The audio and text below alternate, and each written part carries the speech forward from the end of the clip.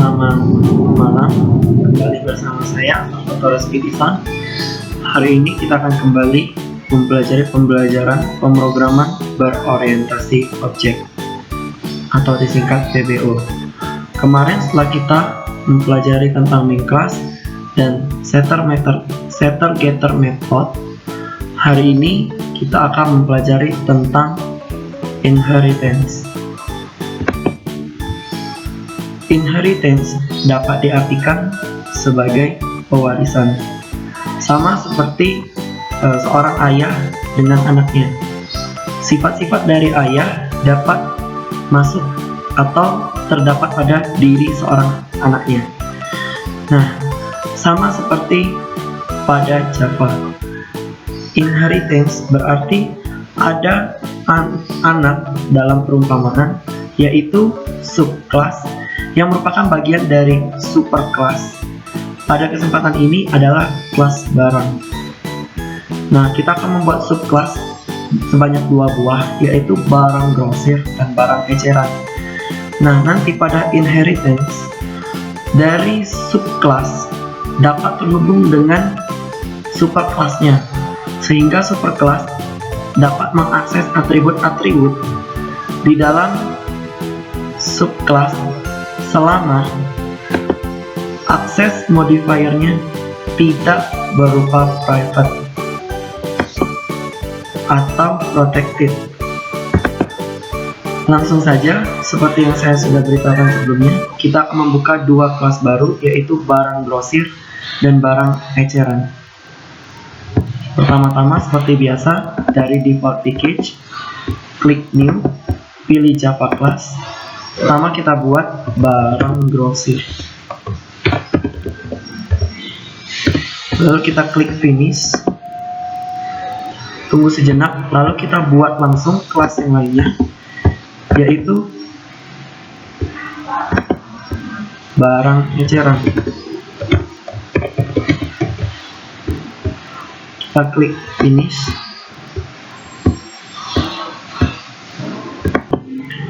kemudian kita ke kelas barang grosir lagi. Untuk baris komentar seperti biasa bisa dihapus. Nah, di sini ada public class barang grosir. Dari public class barang grosir ini kita ketik extend barang. Ini menandakan bahwa barang grosir akan terhubung dengan kelas barang.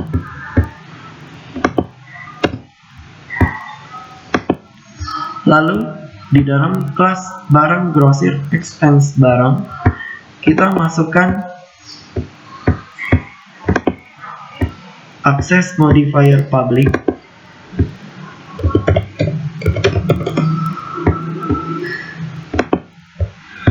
untuk atribut diskon.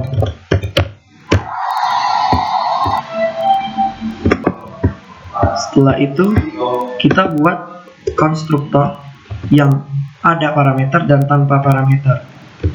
Untuk konstruktor seperti yang pernah saya jelaskan sebelumnya, harus diberi nama yang sama sesuai dengan nama kelas. Pada kesempatan kali ini adalah barang grosir. Ini adalah public dari barang grosir tanpa parameter atau konstruktor tanpa parameter dari kelas barang grosir. Public barang grosir ini masih ada di dalam public kelas barang grosir. Lalu dengan yang memiliki parameter, di dalamnya kita isi parameter diskon. Sebelumnya, apabila integer diskon dihapuskan, maka akan keluar peringatan tanda seru yang berarti bahwa konstruktor barang grosir telah didefinisikan pada kelas barang grosir, yang berarti terdapat konstruktor yang sama persis dan jenisnya juga sama di dalam public class yang sama.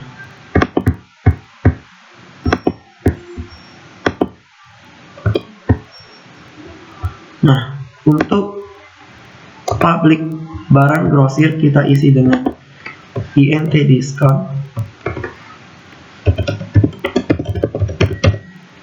seperti yang telah sebelumnya dilakukan.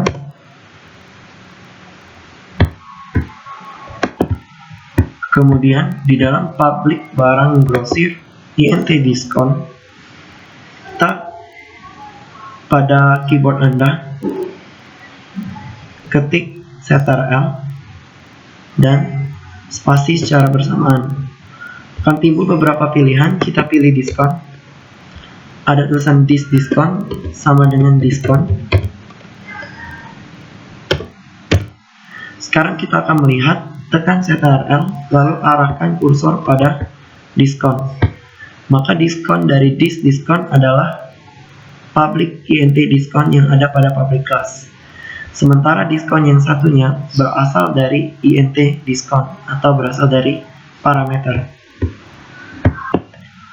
Lalu buat void metode baru yang kita beri void untuk set dan get untuk barang grosir ini dan diskonnya. Pertama, set diskon tanpa parameter.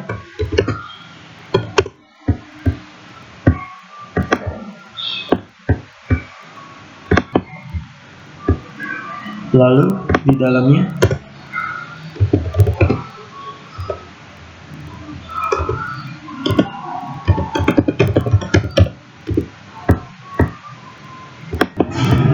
this berarti ini, dan diskon di sini menunjukkan dari public int diskon yang ada pada public class. Sementara diskon di sini menunjukkan int diskon pada parameter.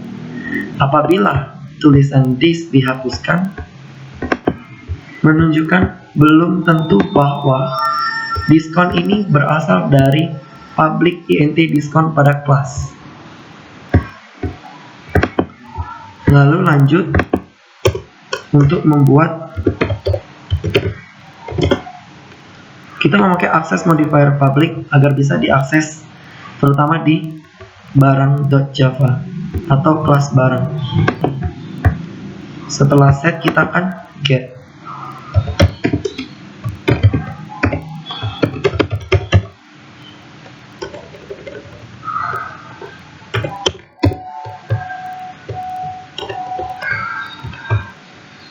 Tanpa parameter.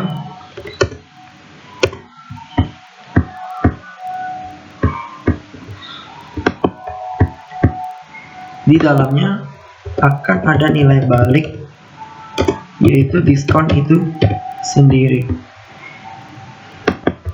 Diskon yang dimaksud pada getter diskon adalah public int diskon pada public class barang grosir.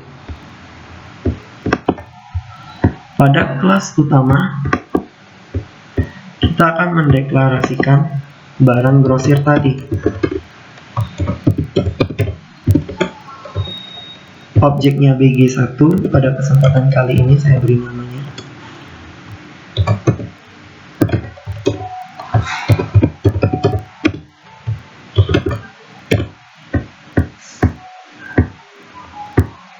lalu kembali ke barang grosir.java tadi. Lalu terakhir kita buat metode satu lagi tidak mengembalikan nilai, berarti ada voidnya, dan kita ganti dengan nama tampil.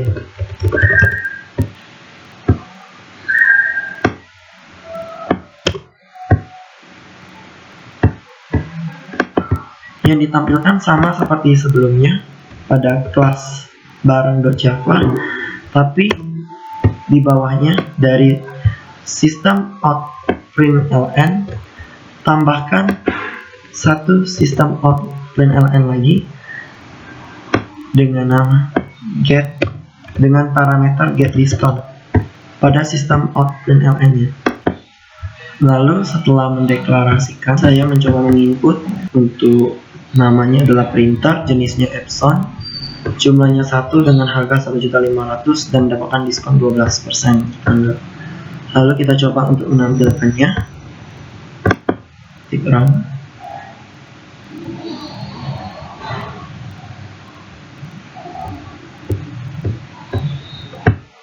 Ini hasilnya. 3 yang sebelumnya ini berasal dari utama.java, dari barang 1, barang 2, dan seterusnya. Lalu kita beri pembatas lagi dengan sistem outPrint.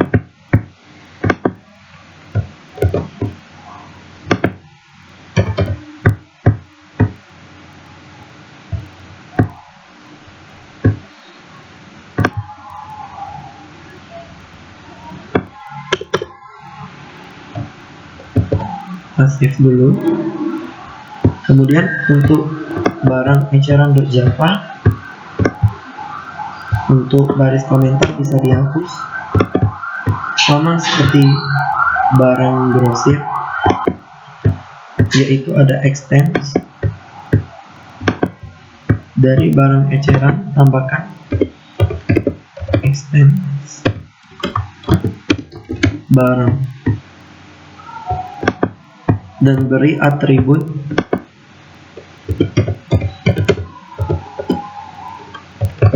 paket.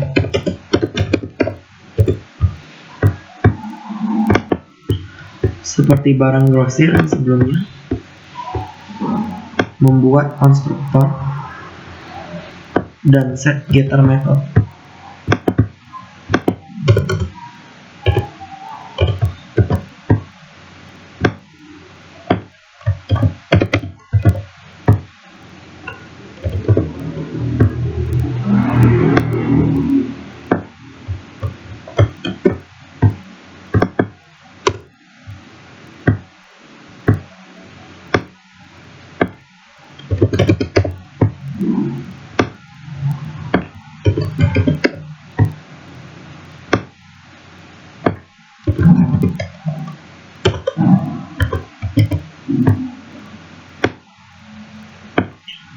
Lalu ganti pada set dan getter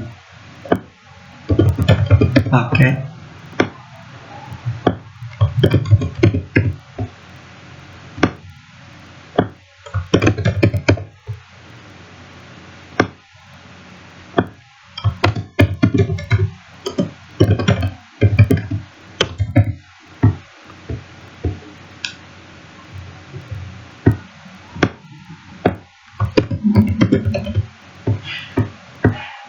Nah, sudah selesai. Kembali kita akan membuat satu metode lagi, yaitu metode tampil.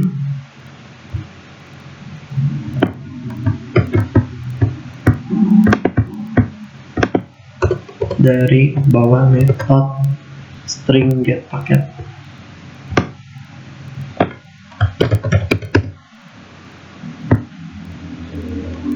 Kita save dulu. Oke, balik ke kelas utama .java. Seperti sebelumnya, kita mendeklarasikan barang grosir. Sekarang kita akan mendeklarasikan barang eceran.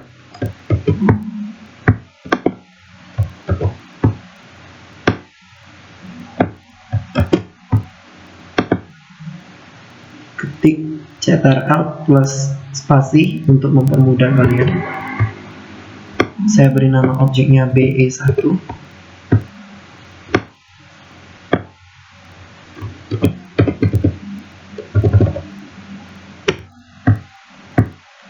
Lalu saya beri namanya adalah jangka.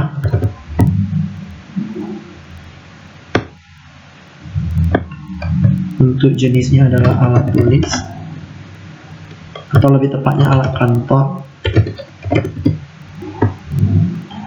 Jumlahnya saya misalkan 2 dengan harga 40.000 dan tidak ada set diskon, maka set diskon kita ganti dengan set paket. Karena bertipe data string, maka harus diberi tanda petik paketnya S. terdapat kesalahan, maka kita akan kembali ke kelas barang eceran. Paket di sini adalah string.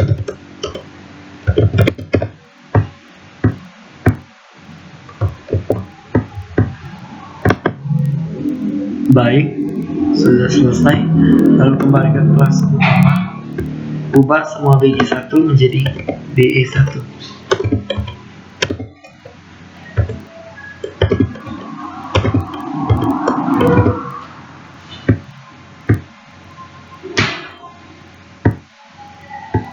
Lalu klik save, lalu pilih run. Inilah hasilnya. Demikianlah pembelajaran pemrograman berorientasi objek kita hari ini tentang inheritance. Saya Salvatore Stipison, pamit undur diri. Selamat malam dan sampai jumpa di edisi selanjutnya.